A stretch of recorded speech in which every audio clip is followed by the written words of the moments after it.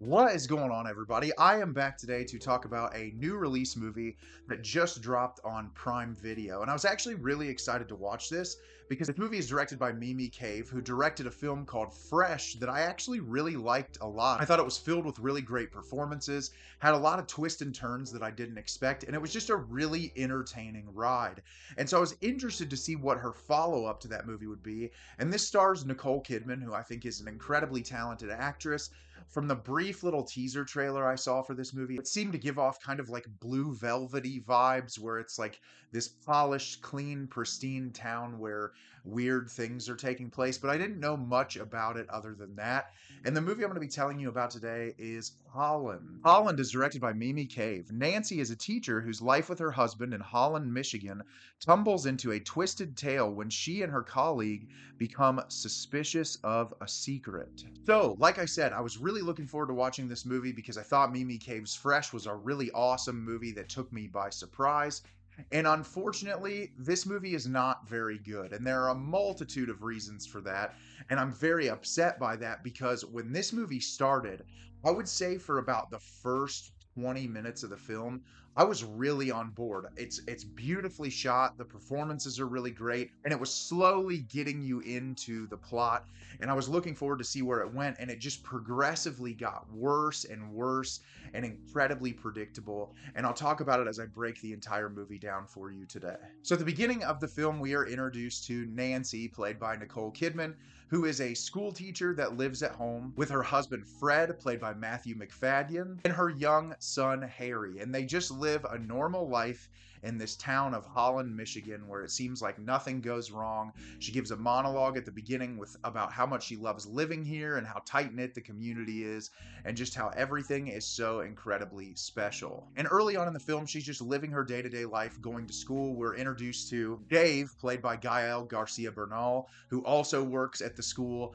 and the two of them are kind of fast friends. They constantly talk, they spend a bunch of time together at the school. And early on in the movie, Nancy thinks Fred is acting strange. He keeps leaving on these trips, and he's an optometrist, so she's not sure why he's going to all of these different business conferences, and she becomes incredibly suspicious of his behavior. And so Nancy ends up enlisting the help of Dave to follow her husband to see if he is out having an affair. And the entirety of the film is Nancy and Dave stalking and watching Fred to see if he is having a secret affair. So like I said, this movie was an incredible disappointment because it had so much potential. And I'm going to talk about the positives first. For starters, there's great performances all throughout this movie. Nicole Kidman, it doesn't really matter what you put her in, she's going to give a great performance. And I thought she did a really excellent job in this movie. I think that with what she's given with the script, she performed to the best of her ability. And I think that she just knows how to command a scene. And she does a really nice job in this. Matthew Macfadyen, who plays her husband Fred, is also really great in this movie. I like that because his character is the one that all the mystery is sort of surrounding, he does a really great job at making you question his motivations, and he's beloved in the community. And so the whole movie, it tries to put the idea that there's no way this guy could possibly be bad, and I think that he does a really great job with the material, bringing a lot to the performance to make that believable. I also really like Gael Garcia Bernal, and I think he's also great in this. He brings a lot of personality to the film. I feel like when there were moments that just felt kind of bland, anytime he was on screen, he brought a lot of life to the screen, and I was appreciative of that. And I think that most of the performances in this movie are solid. This movie is beautifully shot. There are some really incredible moments in this. There's this like dream sequence that Nicole Kidman's character has in the first like half hour of the movie that was really awesome to watch. Like just the way it transitioned, the set pieces that they built, all of these different little things. I just thought that it was really excellent. And those were elements of the movie that I kept hoping were going to keep ramping up and that I could appreciate solely because of how beautiful this movie looked. And you can tell Mimi Cave did a really great job with Fresh, and it's no exception in this movie. It looks really great, which made it easy to kind of settle in early on and be interested in the direction that the movie was going to go. I also liked a lot of the musical choices in this. You don't really know what time period it's set in early on, and then there's little bits and pieces of detail that kind of give you an idea of when these things are taking place. And I always love movies where the time period is ambiguous. Like this one, you eventually learn right around where it's set. But I loved that about the movie. I felt like it gave it a lot of personality. And that's about all the positives that I have for this movie. Unfortunately, the issue that I have with this is it is so incredibly predictable. At about 25 minutes into the movie, I was like, there is really only one direction that this movie can go. And after watching Mimi Cave's Fresh, I was like, is she really going to take this in like sort of a similar direction? And when the reveal happened, I was like, oh, okay, that's about where my mind was going, where this was going to play out, which makes everything leading up to that reveal so incredibly bland. And that's the problem with this movie. If there's one word I would use to describe it, it's bland. There are so many scenes of just meandering dialogue where nothing occurs and there's no character building, there's no world building, there's nothing going on other than the same 5 conversations of what is my husband up to? Could he be having an affair? We need to figure out what he's doing. And it's not adding anything to the movie. And I swear to God, there were like 5 different times that I thought this was going to be over and it just wouldn't end. It just kept going and going and going. And by the end of the movie, I was like, okay, now you've just irritated me because you felt you've wasted my time.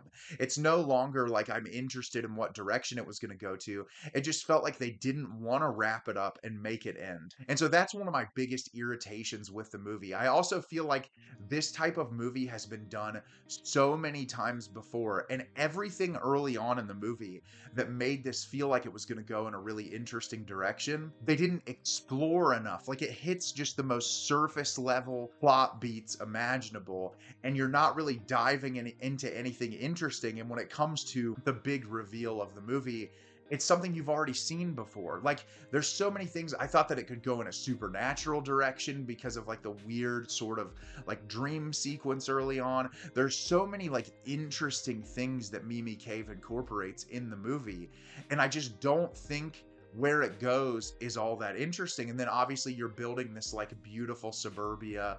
It's this housewife who also works at a school. She's perceived in a very specific way. And I feel like you could have used this movie to kind of unpack a lot of interesting like societal commentary about this type of person. And like Mimi Cave tries to explore like racism against Gael García Bernal's character, but like it's such a little part of the movie, and it just felt like it was incorporated in to kind of just get a jab at you. Like there's not really enough of an examination about racism in this particular part of the community that I feel like warrants it being in the film. Like it's there, it gets like a minimal reaction out of you, and I'm just like, there's so much opportunity that if you wanted to really make that a focal point, or like the struggles of women in this very whitewashed suburban community, there's so many interesting ways and directions that you could take this, and it's really just not that thoughtful. It's very much a run-of-the-mill kind of get from point A to point B, but like take as long as you possibly can getting there. And by the end, I just felt like I wasted my time. Like there was so much incredible potential early on that I was just like, man, this could have gone in a direction that would have made a very satisfying, entertaining, and engaging experience. But instead, I just left feeling completely disappointed. And I would totally recommend skipping this. And if you want to watch one of Mimi Cave's movies, just go check out Fresh instead. So have you seen Holland? Did you love it? Did you hate it? Leave me a comment down below and let me know what you thought.